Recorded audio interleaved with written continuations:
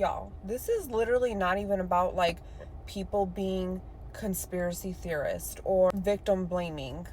This is about the fact that there was two girls. What I feel like most people online that are conspiracy theorists, what our problem is that those girls were friends and they were supposedly friends. If you were so scared for your life, you were scared that there was something going on in that house, you would call 911.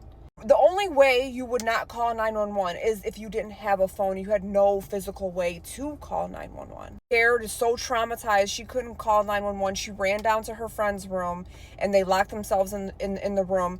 You guys didn't want to call 911. Even if it wasn't you were afraid that something was going on with your friends, wouldn't you want to call 911 because you thought maybe, hey, maybe we're next? So I want the police on their way. Say you didn't give a shit about your friend, because clearly they didn't give a shit about their friends. That they didn't. So I don't care what anyone says. They didn't care about their friends. They weren't friends. Point blank, period. It's almost like they went and they locked themselves in the room because they knew they were safe. And they didn't need the police to come. They knew that they just needed to get through the night, maybe put some headphones in, scroll on social media, maybe go on Indeed, submit job application. Maybe that was the priority while they knew what was happening to their friends.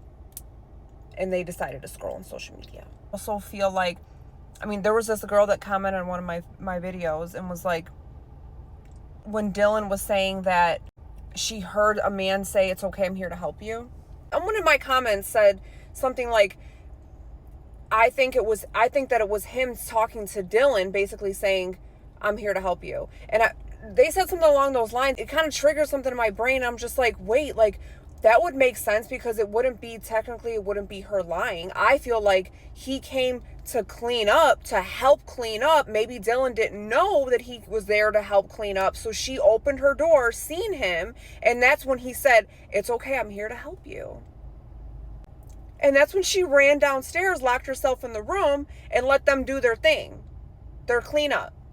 And she didn't call the police because she knew she wasn't next. Just had to figure out her story for 8 hours. They had to figure out what their story was going to be for 8 hours and get their cry face together, wake up in the morning and decide when they felt like having the police come there, when they were ready to put on their performance.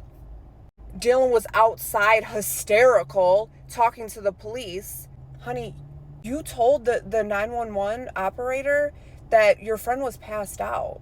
If you cared about your friend where you're literally hyperventilating, didn't you go up to your friend, physically see if your friends were okay? You waited for other people to go up. You couldn't even go up to them. It's almost like you knew what you were going to see and you didn't want to actually see it up close and personal.